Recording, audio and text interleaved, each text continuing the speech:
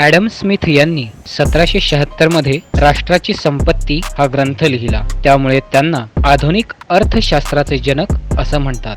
आता एकदा जनक निर्धारित झाला की तो बदलता येत नाही, म्हणून बुद्धाला अर्थशास्त्राचे जनक न म्हणता पितामह म्हणायला हवे.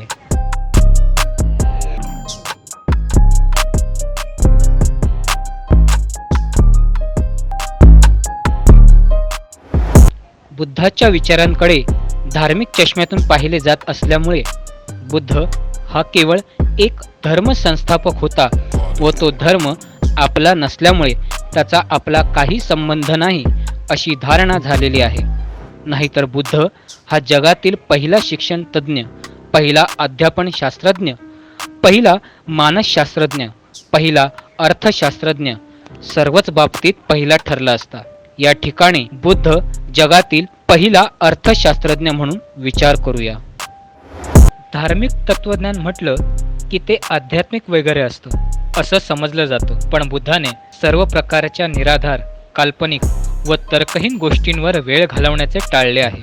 पारंपरिक दैवी संकल्पना, कर्मकांड इत्यादीचा त्याग करून मानवी मन, इच्छा, चिंता, भावना, आर्थिक प्रक्रिया कशा असतात यावर त्यांनी लक्ष केंद्रित केले आहे. वस्तूंचे उत्पादन, विनिमय आणि वापर करताना त्यांची लाभदायक व हानिकारक या दोन्ही बाजूचा विचार केला आहे. हा विचार त्यांनी त्यांच्या दुःख मुक्तीच्या सिद्धांतात मांडला आहे. मानवी कल्याण कशात आहे हे सांगताना त्यांनी मध्यम मार्ग सुचविला आहे. मानवी जीवनातील सर्व दुःखांचे कारण तृष्णा आणि लोभ हे असून त्यांनी गरज आणि इच्छा यात फरक केला आहे. आजवर जगातील अर्थशास्त्रज्ञांनी आर्थिक समस्यांचे विवेचन करताना अमर्याद गरजा आणि मर्यादित साधने यावरच लक्ष केंद्रित केलेले आहे. पण गरज आणि इच्छा यांना एकाच वेळी विचार करण्याचा प्रयत्न केला गेला नाही. माणसाला भूक लागली तर त्याला पोट भरण्यासाठी काहीतरी अन्न लागते. त्याला खरंच भूक लागली तर तो आपली भूक भागवण्यासाठी जे उपलब्ध मिळेल ते खाऊन आपली भूक भागवतो. त्यावेळी तो मला अमुकच हवं असा हट्ट करीत नाही. ही आहे गरज. पण असा हट्ट करून वांछित पदार्थ खाण्याचा त्याचा हट्ट असेल तर ती त्याची गरज नसून इच्छा असते. तेव्हा समस्येला सुरुवात होते. यालाच बुद्धाने तृष्णा म्हटलं आहे. जगातील अर्थतज्ज्ञांनी गरजांची संख्या अमर्याद असल्याचे सांगितले आहे, पण अनंत असणाऱ्या या गरजा नव्हे, त्या इच्छा आहेत. खरं म्हणजे सजीवांच्या नैसर्गिक गरजा मर्यादितच असतात. ज्या अमर्यादित असतात त्या इच्छा होत. या अमर्यादित इच्छांना आधुनिक अर्थतज्ज्ञांनी गरजा म्हटल्यामुळे संपूर्ण अर्थशास्त्राची दिशाच बदलून गेली आहे.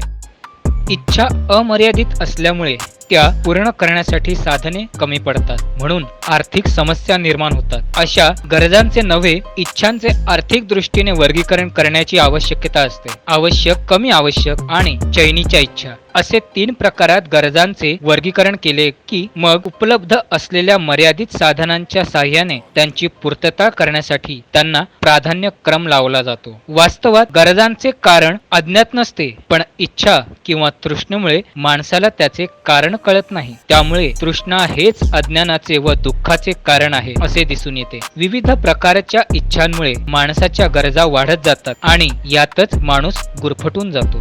असा विचार मांडून बुद्धाने मानवी कल्याणाचा आर्थिक सिद्धांत मांडला आहे. जगातील प्रत्येक गोष्टींमध्ये काही ना काही कारण असते. या तर्कांच्या आधारे बुद्ध माणसाला विवेकवादाकडे नेतात.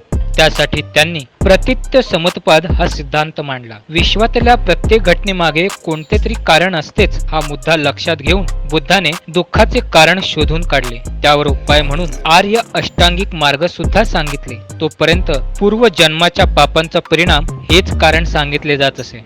मानवी गरजा नैसर्गिक असल्या तरी आर्थिक समस्या निर्माण होण्यासाठी कोणते तरी कारण असते याचा विचार धम्मपदाच्या 23व्या भागामध्ये आढळतो. किंवा तहान लागली तर ती स्वप्रयत्नाने भागवावी लागते, हा निसर्गाचा नियम आहे. पण माणूस हा सामाजिक प्राणी असल्याने केवळ आपल्या व्यक्तिगत किंवा कौटुंबिक गरजांचा विचार करून चालत नाही. समाजाचा किंवा देशाचा विचार सुद्धा करावा लागतो. यातूनच अर्थशास्त्राचा जन्म होतो.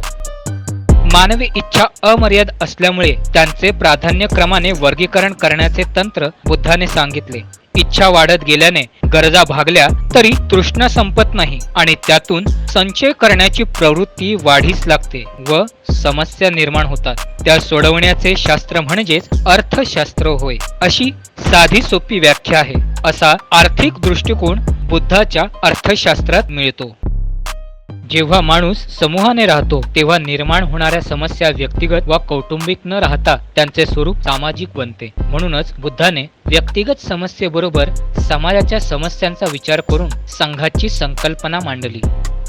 संघाची स्थापना करून सामूहिक प्रयत्नातून समाजाच्या गरजा व समस्या दूर कराव्यात असं बुद्धाने अर्थशास्त्रात सांगितले. बुद्धाच्या आर्थिक व्यवस्थेचा विचार मानवी जीवनातील सहकारी आणि सुसंवादी प्रयत्नांच्या विकासाचा पाया आहे. स्वतःचा विकास करून आत्मनिर्भरता प्राप्त करून देण्याचा प्रयत्न करण्यास बुद्धाचा विचार उपयुक्त आहे. असा बुद्धाच्या अर्थशास्त्राविषयीचा विचार श्रीलंकेच्या अर्थतज्ञ नेव्हज करुणातिलके मांडतात. इसवी सन 1972 पासून भूतानचा राजा जिग्मे सिंगे वांगचुक आणि त्यांच्या सरकारने बुद्धाच्या तत्वज्ञानावर आधारित सकल राष्ट्रीय आनंद निर्देशांक ही संकल्पना स्वीकारून त्यांच्या देशाच्या विकासाचा आढावा घेण्यासाठी उपयोग केला. अमेरिकेतील क्लेअर ब्राउन या अर्थशास्त्राच्या प्राध्यापिकेने सुद्धा बुद्धाच्या या मानवी विकासाच्या आर्थिक विचारांना अर्थव्यवस्थेच्या चौकटीत बसवून पर्यावरणाचे संरक्षण व उच्च दर्जाचे समाजजीवन कसे असावे यासाठी बुद्धाच्या मध्यम मार्गास महत्त्व दिले. इतकेच नव्हे तर नोबेल पुरस्कार प्राप्त करणारे भारतीय अर्थतज्ञ अमर्त्य सेन यांनी देखील व्यक्तीचा व राष्ट्राचा विकास करण्यासाठी बुद्धाच्या मार्गाचा अवलंब करण्याची आवश्यकता असल्याचे सांगितले.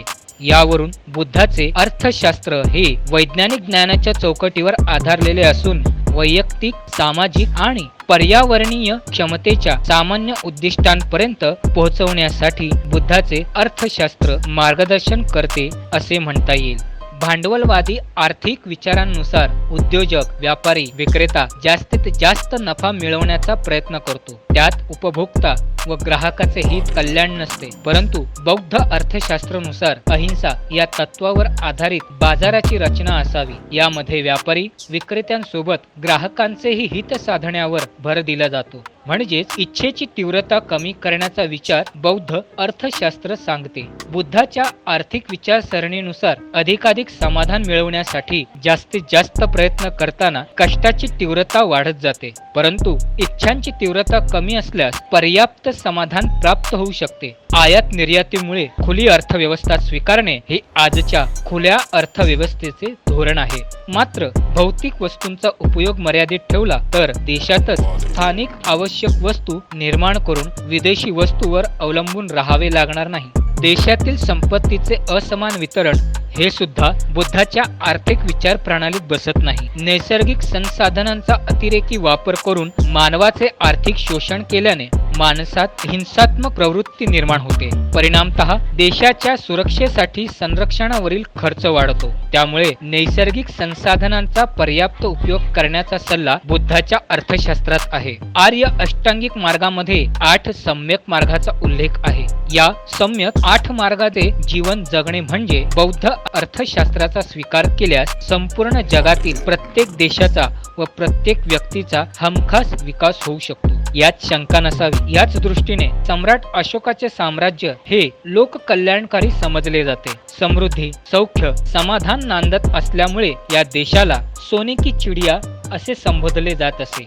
या आर्थिक धोरणांतर्गत सार्वजनिक बांधकाम, रुग्णालये, वसतिगृहे, उद्याने, विश्रामगृह व निसर्गाचे जतन केले जात होते. त्यामुळे संपूर्ण जगात जम्बूद्वीप प्रसिद्ध होता. व्यक्ती जेव्हा जास्तीत जास्त भौतिक सुखाच्या मागे धावतो तेव्हा त्याला पुरेसे समाधान कधीच मिळत नाही.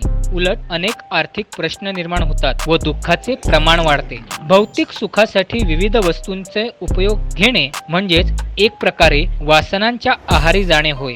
अशा प्रकारे वासनांमधून मिळणारे समाधान हानिकारक असू शकते. त्यामुळे खऱ्या सुख समाधानाचा त्याग करावा लागतो. म्हणून स्वतःच्या गरजा पूर्ण करताना इतर घटकांना, उदाहरणार्थ मनुष्य, पशु, पक्षी, सजीव आणि निसर्ग यांना हानी पोहोचणार नाही हे मूळ तत्व लक्षात घेऊन सम्यक मार्गाने आयुष्य जगणे आवश्यक आहे. यालाच सम्यक आजीविका म्हटलेले आहे.